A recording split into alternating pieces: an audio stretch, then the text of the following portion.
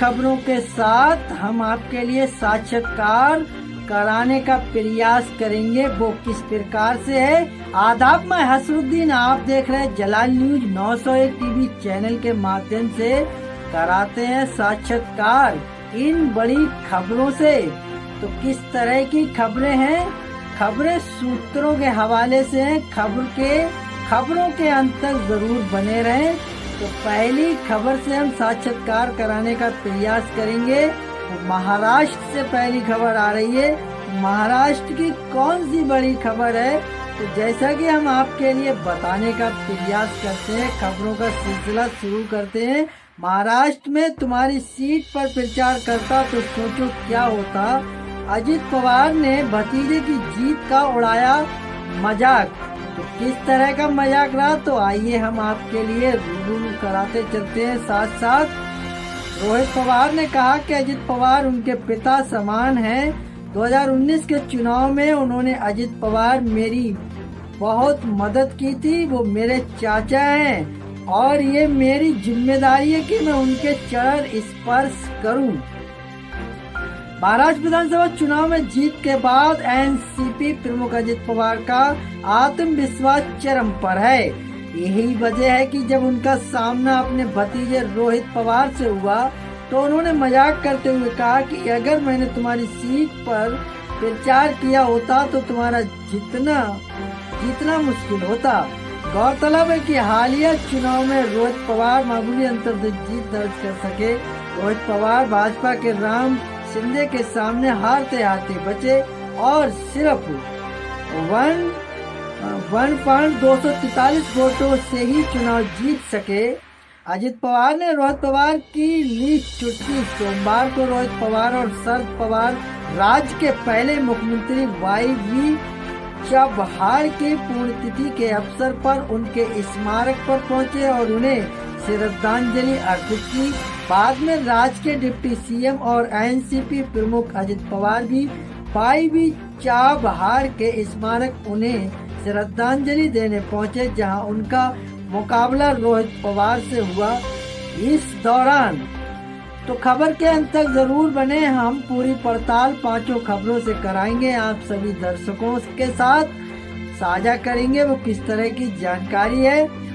इस दौरान अजित पवार ने रोहित पवार को जीत की बधाई दी और मजाक करते हुए कहा, इधर आओ, मेरा आशीर्वाद लो, तुम मुश्किल से ही जीत पाए हो। अगर मैंने तुम्हारी सीट पर प्रचार किया होता तो सोच लो क्या होता। इसके बाद रोहित पवार ने भी अजित पवार के पैर छूकर उनका आशीर्वाद लिया। रोहित ने भी नहले पर माला दहला। तो किस प्रकार का नहले पर दहला रहा चचा भतीजों का। इसके बाद मीडिया से बात करते हुए रोहित पवार ने कहा कि अजित पवार उनके पिता समान है। 2019 के चुनाव में उन्होंने अजित पवार मेरी बहुत मदद की थी। वो मेरे चाचा हैं और मेरी जिम्मेदारी है कि मैं उनके चरण स्पर्श करूं। ये चबहार साहब की धरती है और यहाँ परंपरा और मूल्यों का पालन किया जाना चाहिए। अजित पवार के मजाक पर रोहित पवार ने कहा कि ये सच है कि अगर उन्होंने मेरी सीट पर प्रचार किया होता हालत कुछ और ही होती, लेकिन वे बारामती में व्यस्त थे और मेरी विधानसभा में आने का उन्हें समय भी नहीं मिला। विधानसभा चुनाव में एनसीपी ने जीती 41 सीटें। रोहित पवार ने अहिल्यानगर जिले के करजत जामखेड़ सीट से चुनाव लड़ा था और भाजपा उम्मीदवार राम शिंदे के सामने उन्हें कड़ी चुनौती का सामना करना पड़ा। मामूली अंतर से ही अपनी सीट बचाने में कामयाब रहे रोहित पवार ने। अजित पवार के सामने उन्हें जो है बड़ी कड़ी चुनौती का सामना करना पड़ा और मामूली अंतर से ही अपनी सीट बचाने के कामयाब रहे। रोहित पवार ने अजित पवार को जीत की बधाई भी दी। हालिया विधानसभा चुनाव में महाराष्ट्र की 288 विधानसभा सीटों में से 234 सीटें जीतकर महायुति ने प्रचंड बहुमत हासिल किया है। वहीं अजित पवार की पार्टी एनसीपी ने भी शानदार प्रदर्शन करते हुए 41 सीटों पर जीत दर्ज की। अजित पवार के चाचा और एनसीपी एसपी प्रमुख शरद पवार की पार्टी की प्रदर्शन निराशाजनक रहा और वे सिर्फ 10 सीटों पर ही जीत दर्ज कर सके। अजित पवार ने मती सीट पर अपने भतीजे योगेंद्र पवार को 1 लाख से ज्यादा वोटों से हराया। भतीजे योगेंद्र के अपने खिलाफ चुनाव लड़ने पर क्या बोले अजित? वहीं अजित पवार ने मीडिया से बात करते हुए कहा कि नए सरकार के गठन को लेकर महायुति के सहयोग पर चर्चा जारी। अजित पवार ने विधानसभा चुनाव में जीत के लिए उनकी तो किस तरह से खबर के अंत तक जरूर बने रहें। क्या कुछ इस खबर के अंदर है, हम आपके लिए अवगत कराने का प्रयास कर रहे हैं। नए सरकार के गठन को लेकर महायुति सहयोगियों में चर्चा जारी। अजित पवार ने विधानसभा चुनाव जीत के लिए उनकी सरकार की लाड़की बहन योजना की अहम भूमिका बताई। अजित पवार ने कहा कि उनका गठबंधन राज्य के विकास के लिए मिलकर काम करेगा। अपने खिलाफ भतीजे योगेंद्र के चुनाव लड़ने पर भी अजित पवार ने नाराजगी जाहिर की और कहा कि मैंने पहले ही सुप्रिया के सामने सुनेत्रा को चुनाव लड़ाने को लेकर माफी मांग ली थी, फिर भी मेरे खिलाफ योगेंद्र को क्यों उतारा गया। तो ये एक अलौकिक यहाँ पर चीज देखने को मिलती है कि एक तरफ चाचा है तो दूसरी तरफ भतीजा है, और चाचा का ये मानना रहा कि अगर मैं तुम्हारी सीट पर अपने लिए चुनाव प्रचार करता तो शायद तुम्हारी सीट नहीं निकल पाती। तो भतीजे को भी ये मानना पड़ा कि हाँ बात सच है आपकी और आप मेरे पिता के समान है, तो इसलिए चरण स्पर्श करने का मेरा जो फर्ज बनता है। तो इसी से सटीक जानकारी जो भी मिल रही है हम आपके लिए बताने का प्रयास कर रहे हैं। मेरी सभा हुई होती तो तुम हार जाते, थोड़े से बचे गए। अजित पवार ने भतीजे रोहित से ये मजे। एक कार्यक्रम में रोहित पवार ने चाचा अजित पवार के पैर छुए तो अजित ने रोहित पवार को जीत की बधाई दी और मजाकिया लहजे में कहा कि अगर मेरी सभा हुई होती तो तुम हार जाते, थोड़े से बच गए। रोहित करजित जामखेड़ सीट पर 1243 वोट से जीते। महाराष्ट्र की करजित जामखेड़ सीट पर शरद पवार के पोते और अजित पवार के भतीजे रोहित पवार हारते हारते जीत गए। इस पर उनके चाचा अजित पवार ने रोहित से मजे लिए। कराट के एक कार्यक्रम में अजित पवार और शरद पवार से रोहित पवार की मुलाकात हुई। इस दौरान रोहित पवार ने चाचा अजित पवार के पैर छुए। अजित ने रोहित को जीत की बधाई और मजाकिया लहजे में कहा कि अगर मेरी सभा हुई होती तुम हार जाते, थोड़े से बच गए। रोहित करजित जामखेड़ सीट पर 1243 वोट से चुनाव जीते, ऐसा उनका मानना रहा। उन्होंने बीजेपी के राम सिंधे को हराया। रोहित पवार को 1276 वोट मिले, जबकि राम सिंधे 1264-33 वोट पाकर दूसरे स्थान पर रहे। निर्दलीय रोहित चंद्रकांत को 3489 वोट मिले। जानकारी के मुताबिक काउंटिंग के वक्त आखिरी राउंड में कुछ तकनीकी वजहों से रोहित पवार के हारने की खबर आई थी, मगर दोबारा काउंटिंग होने पर रोहित पवार 1243 वोट से चुनाव जीत गए। इस सीट पर कुल 11 उम्मीदवार थे। कभी इस सीट पर था बीजेपी का दबदबा। 2019 के चुनाव से पहले करजित जामखेड़ विधानसभा सीट पर बीजेपी ने लगातार 5 बार जीत दर्ज की थी। वहीं 2019 के चुनाव में मिली हार से बीजेपी का किला ढह गया। इस सीट से बीजेपी के सदाशिव लोखंडे लगातार 3 बार 1995, 2000 और 2005 में, जबकि 2009 और 2014 के चुनाव में बीजेपी के राम सिंधे ने जीत दर्ज की थी। वहीं इस सीट पर चुनाव लड़ रहे राजेंद्र पवार अपने परिवार की तीसरी पीढ़ी हैं। रोहित राजेंद्र पवार एनसीपी प्रमुख और पूर्व मुख्यमंत्री शरद पवार के बड़े भाई दिनकरराव गोविंद राव पवार के पोते हैं। उनके प्रतिनिधि और बीजेपी उम्मीदवार राम सिंधे विधान परिषद के सदस्य रहे हैं। साल 2019 के पहले वो महाराष्ट्र सरकार में जल संरक्षण मंत्री थे। वो इस सीट से लगातार 2 बार 2009 और 2014 में विधायक रह चुके हैं। तो ये वो खबरें थी जिनसे हमने आपके लिए अवगत कराने का प्रयास करा। तो वहीं हमने आपके लिए कहा कि खबरों का बुलेटिन है, 5 खबरों से अवगत कराने का प्रयास हम करते हैं। तो वहीं हम दूसरी खबर को लेके जो है बात कर लेते हैं। दूसरी खबर क्या है? विधान दिवस को लेकर है। तो विधान दिवस को लेकर जो है हम बात कर लेते हैं। विधान दिवस क्या है तो आखिरकार इसकी भी हम जानकारी से आप सभी श्रोताओं के लिए जो है अवगत कराने का प्रयास करेंगे। तो खबर के अंत तक जरूर बने रहें। कॉन्स्टिट्यूशन डे 2024 संविधान दिवस कब और क्यों मनाया जाता है, जाने रोचक बातें आखिरकार किस तरह की हैं।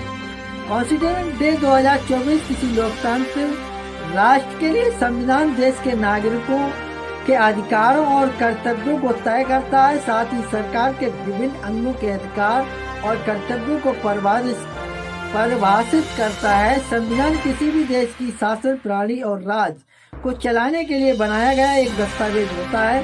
संविधान की जरूरत को महसूस करते हुए आजादी के बाद भारत ने भी संविधान को अपनाया। संविधान निर्माण के लिए कई देशों के संविधान का अध्ययन किया गया और उनमें से अच्छे नियम कानूनों को निकालकर भारत का संविधान बनाया गया। तो ये दूसरे नंबर की खबर है जो संविधान से रिलेटिव हम आपके लिए जो है जानकारी देने का प्रयास कर रहे हैं। हर साल भारतीय संविधान के बारे में लोगों को जागरूक करने और संविधान के महत्व व अम्बेडकर के विचारों और अवधारणाओं को फैलाने के उद्देश्य से संविधान दिवस मनाया जाता है। तो आइए जानते हैं पहली बार संविधान दिवस कब मनाया गया, इस दिन को मनाने की वजह क्या थी और भारतीय संविधान की क्या खूबियां हैं। हर साल भारतीय संविधान के बारे में लोगों को जागरूक करने और संविधान के महत्व व अम्बेडकर के विचारों और अवधारणाओं को फैलाने के उद्देश्य से संविधान दिवस मनाया जाता है। आइए जानते हैं पहली बार संविधान दिवस कब मनाया गया, इस दिन को मनाने की वजह क्या थी, भारतीय संविधान की खूबी व खुशियां तो किस तरह की रही हैं। तो जो है हम आपके लिए अवगत कराते चलते हैं। 26 नवंबर को ही संविधान को अनाधिकृत तौर पर इसलिए लागू किया गया क्योंकि इस दिन संविधान निर्माण समिति के वरिष्ठ सदस्य डॉक्टर सर हरि सिंह गौर का जन्मदिन होता है। हालांकि पहली बार संविधान दिवस साल 2015 से मनाया गया और तब से हर साल 26 नवंबर को संविधान दिवस के रूप में मनाया जाने लगा। क्यों मनाया जाता है संविधान दिवस? 2015 में संविधान दिवस मनाने की शुरुआत होने की भी एक वजह थी। वर्ष 2015 में संविधान निर्माता डॉक्टर भीमराव अम्बेडकर की 125वीं जयंती थी। अम्बेडकर को श्रद्धांजलि देने के लिए इसी वर्ष संविधान दिवस मनाने का फैसला गया। ये फैसला सामाजिक न्याय और आधिकारिक मंत्रालय ने लिया। इस दिन को मनाने का मकसद संविधान के महत्व और डॉक्टर भीमराव अंबेडकर के विचारों को फैलाने का है। संविधान दिवस कब मनाते? भारत में हर साल संविधान दिवस 26 नवंबर को मनाया जाता है। इस दिन साल 1949 में भारत का संविधान अपनाया गया था। 15 अगस्त 1947 को देश की आजादी के बाद संविधान की आवश्यकता को महसूस किया गया। संविधान तैयार करने में 2 वर्ष 11 माह और 18 दिन का वक्त लगा, जिसके बाद भारत गणराज्य का संविधान 26 जनवरी 1949 को बनकर तैयार हो गया। हालांकि इसे आधिकारिक तौर पर लागू 26 जनवरी 1950 को किया गया। इस दिन को गणतंत्र दिवस के रूप में हर साल मनाया जाता है। 26 नवंबर को ही संविधान दिवस क्यों मनाया जाता है, तो इससे भी सटी जानकारी है, तो खबर के अंत तक जरूर बने रहें। 26 नवंबर को ही संविधान को अनाधिकृत तौर पर इसलिए लागू किया गया क्योंकि इस दिन संविधान निर्माण समिति के वरिष्ठ सदस्य डॉक्टर सर हरि सिंह और का जन्मदिन होता है। तो इसको लेकर जो है संविधान का निर्माण, भारतीय संविधान के निर्माण का श्रेय डॉक्टर भीमराव अंबेडकर को दिया जाता है। बाबा साहेब संविधान सभा की मसौदा समिति के अध्यक्ष थे। उन्हें भारतीय संविधान का जनक भी कहा जाता है। संविधान सभा में 389 सदस्य थे और डॉक्टर राजेंद्र प्रसाद इसके अध्यक्ष थे। भारत का संविधान दुनिया का सबसे बड़ा लिखित संविधान है। इसमें 448 अनुच्छेद, 12 अनुसूचियां और 25 भाग हैं। भारतीय संविधान संघात्मक और एकात्मक दोनों तरह का है। हमारे संविधान में मौलिक अधिकारों के साथ साथ मौलिक कर्तव्यों का भी जिक्र है। तो ये हमारी जो है दूसरी खबर जो है समाप्त होती है। फिर हम तीसरी खबर की बात कर लेते हैं। जाइएगा कहीं नहीं, हम तीसरी खबर का भी जिक्र करेंगे और खबर के अंत तक आप जरूर बने रहें। तो हम अवगत कराते हैं तीसरी खबर से भी। तो भाई हम आपके लिए तीसरी खबर का जानकारी देने का प्रयास करेंगे। तीसरी खबर जो है कानपुर से आ रही है, जहां पर दुष्कर्म पीड़ित मासूम बोली, अंकल पीछे से और दबोचा, एक हाथ से मुंह बंद कर जबरदस्ती की उस दरिंदे ने, जिस दरिंदे की जो है पूरी जानकारी एक कानपुर की लड़की के साथ, युवती के साथ जो घटना घटी, तो उसने दी जानकारी अपनी जुबानी। तो आइए उस खबर से हम आपके लिए जो है ये चलते हैं उस खबर की ओर और पूरी जानकारी देने का प्रयास करेंगे। और खबरों का सिलसिला किस तरह का, तो आप स्क्रीन पर जरूर बने रहें। कानपुर न्यूज दुष्कर्म पीड़ित मासूम बयान दर्ज कराने के दौरान विवेचक से बोली, अंकल पीछे से आए और दबोच कर हाथ मुंह बंद कर जबरदस्ती की, पुलिस ने आरोपी को भेजा जेल। अंकल अचानक पीछे से दबोचा, मुंह बंद किया, ये सारी चीजें जो है बयां की उस युवती ने, उस लड़की ने खाली प्लाट की तरफ घसीटते हुए ले गए। जबरदस्ती की 8 साल की मासूम दुष्कर्म पीड़ित ने रविवार को विवेचक के सामने दर्ज कराए बयान में अपने साथ हुई ज्यादती की कहानी बयां की। पुलिस ने मासूम के मेडिकल और बयानों के आधार पर आरोपी को कोर्ट में पेश करके जेल भेज दिया। अफसरों का कहना कि मासूम से दुष्कर्म के इस केस में 1 सप्ताह में चार्जशीट लगाई जाएगी।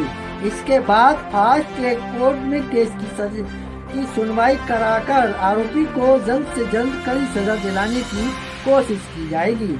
बता दें कि बिठूर थाने के टिकरा चौकी क्षेत्र में गांव के एक स्कूल में कक्षा 3 में पढ़ने वाली 8 साल की मासूम से शनिवार दोपहर स्कूल से लौटते समय गांव के ही रहने वाले मजदूर हसन ने दुष्कर्म किया था। छात्रा के शोर मचाने पर ग्रामीणों ने आरोपी को पकड़कर पीटने के बाद पुलिस को सौंप दिया। डीएसपी पश्चिमी राजेश सिंह ने बताया कि हसन खिलाफ पास्को दुष्कर्म और SC/ST के तहत रिपोर्ट दर्ज की गई है। रविवार को आरोपी का बिठूर CHC में मेडिकल कराया गया। दोपहर बाद उसे कोर्ट में पेश करने के बाद न्यायिक अभिरक्षा में जेल भेज दिया गया। DCP के मुताबिक केस में जल्द से जल्द चार्जशीट दाखिल कर फास्ट ट्रैक कोर्ट में केस की सुनवाई कराकर आरोपी को जल्द कड़ी सजा कराने का प्रयास किया जाएगा। तो ये हमारी तीसरी खबर थी जो कानपुर से थी। अब हम आपके लिए जो चौथी खबर जो वाराणसी से है उससे अवगत कराने का प्रयास करेंगे। खबर के अंत तक जरूर बने रहें। वाराणसी पहुंचे CM योगी, UP कॉलेज में राम सिया राम से हुआ भव्य स्वागत। 115वें स्थापना दिवस का आयोजन किस तरह का रहा, तो आप खबर में जरूर बने रहिए। खबर के अंत तक खबरें सूत्रों के हवाले से हैं। वाराणसी न्यूज UP कॉलेज में स्थापना दिवस के अवसर पर कई कार्यक्रम आयोजित किए जाएंगे। इस बार प्रदेश के CM योगी आदित्यनाथ को बतौर मुख्य अतिथि निमंत्रित किया गया है। CM के पहुंचते ही कॉलेज के छात्र उत्साह से लबरेज दिखे। UP कॉलेज के 115वें स्थापना दिवस पर CM योगी आदित्यनाथ के स्वागत में MP हॉल में छात्राओं ने राम सिया राम मंगल भवन अमंगल हारी भजन गीत गाया। पूरा हाल राम के संगीत से गूंज उठा। हजारों की संख्या में छात्र जय श्री राम और हर हर महादेव का जय घोष कर रहे थे। काशी विद्यापीठ के कुलपति प्रोफेसर एकर त्यागी और न्यायमूर्ति DP सिंह MP हॉल में मौजूद रहे। UP कॉलेज गेट से लेकर जुदेव राज ऋषि स्थापना स्थल और कार्यक्रम स्थल तक 500 से ज्यादा NCC कैडेट्स और इंटरमीडिएट के छात्र CM के स्वागत में फूल और ढोल लेकर खड़े थे। केसरिया साफा बांधते वर्तमान और पूर्व छात्र की उत्साह में दिखे। वहीं कॉलेज के वर्तमान और रिटायर्ड शिक्षक और प्रोफेसर भी मौजूद हैं। तो ये हमारी चौथी खबर रही। तो खबर के अंत तक जरूर बने रहें। अब हम पांचवी खबर से आपके लिए यूए साक्षात्कार कराने का प्रयास कर रहे हैं। पांचवी और लास्ट खबर वो किस प्रकार से है, तो आइए हम आपके लिए यूए ले चलते हैं पांचवी खबर की ओर और साक्षात्कार कराने का प्रयास करेंगे। तो खबर के अंत तक जरूर बने रहें। हम पूर्ण रूप से जानकारी देने का जो प्रयास करते हैं और करते रहेंगे। ये किस प्रकार से, तो वो खबर इस तरह है। हिमाचल में इस दिन फिर बारिश बर्फबारी के आसार। 4 स्थानों का न्यूनतम तापमान माइनस में है। तो किस तरह, कहाँ कौन कौन सी जगह हैं, तो आइए हम अवगत कराने का प्रयास करते हैं। खबर के अंत तक जरूर बने रहें। मंच पर हिमाचल प्रदेश की ऊंचाई वाले भागों में पश्चिमी विक्षोभ की सक्रियता से मौसम फिर बिगड़ सकता है। मौसम विज्ञान केंद्र शिमला के अनुसार राज्य के ऊंचाई वाले क्षेत्र में 30 नवंबर को बारिश बर्फबारी का पूर्वानुमान है। बाकी भागों में मौसम साफ रहने की संभावना है। तो ये मौसम विभाग की तरफ से जानकारी है। तो उधर बीते दिनों हुई बर्फबारी से जनजातीय क्षेत्रों में शीतलहर बढ़ गई है। राज्य के 4 स्थानों का न्यूनतम तापमान माइनस में चल रहा है। वहीं राज्य के भाखड़ा बांध के जलाशय क्षेत्र, बालाघाटी, मंडी के कुछ हिस्सों में सुबह के समय आगामी 4 दिनों तक घना कोहरा छाए रहने का येलो अलर्ट जारी किया गया है। सोमवार सुबह भी मंडी और बिलासपुर में हल्का कोहरा दर्ज किया गया। ऊंचाई वाले भागों में पश्चिमी विक्षोभ की सक्रियता से मौसम फिर बिगड़ सकता है। मौसम विज्ञान केंद्र शिमला के अनुसार राज्य के ऊंचाई वाले क्षेत्रों में 30 नवंबर को बारिश बर्फबारी का पूर्वानुमान है। तो कहाँ कितना न्यूनतम तापमान, तो इससे भी हम आपके लिए जो है सटीक जानकारी देने का प्रयास करेंगे। खबर के अंत तक जरूर बने रहें।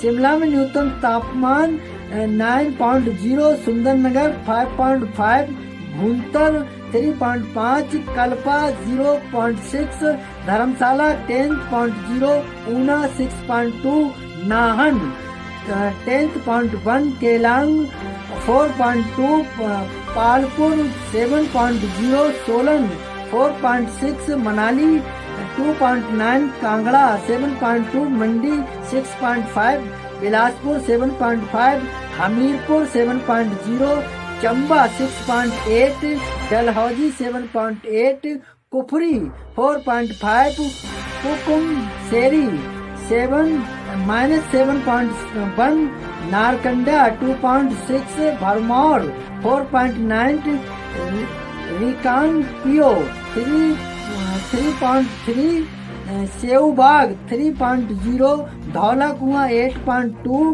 बरठी 5.5, समदो -1.5, सरहाना 8.2, ताबो -8.0 व बजौरा में 3.5 डिग्री सेल्सियस दर्ज किया गया।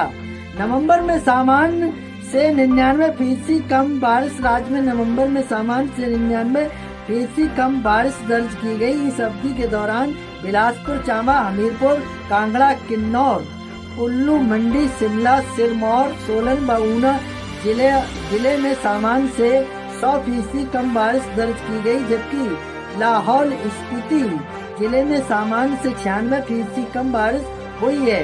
इस अवधि के लिए प्रदेश में 15 मिलीमीटर बारिश को सामान्य माना गया, लेकिन वास्तव में 0.2 मिली बारिश ही हुई। तो ये वो पांचों खबरें थी जिनसे हमने आपके लिए अवगत कराने का प्रयास करा और खबरों का बुलेटिन इस तरह रहा। तो उम्मीद करता हूँ आप सभी दर्शकों ने खबरों के लिए भली बात देखा, जांचा, परखा। तो उम्मीद करता हूँ खबरें उपयोगी व अच्छी लगी हो तो एक आगाज जरूर कीजिएगा। चैनल को लाइक, शेयर, सब्सक्राइब, घंटी वाला बटन ऑल करना ना भूलें, जिससे हर नोटिफिकेशन आप तक पहुंचता रहे और हमारे लिए एक सहानुभूति, हौसला अफजाई, मोटिवेशन मिलता है। उसी मोटिवेशन के साथ हर रोज तरोताजा खबरों को लेकर आपके बीच उपस्थित होते हैं। तो खबर दिखाने का मकसद रहा लोगों के लिए जागरूक करना, न कि किसी की भावना के लिए ठेस पहुंचाना।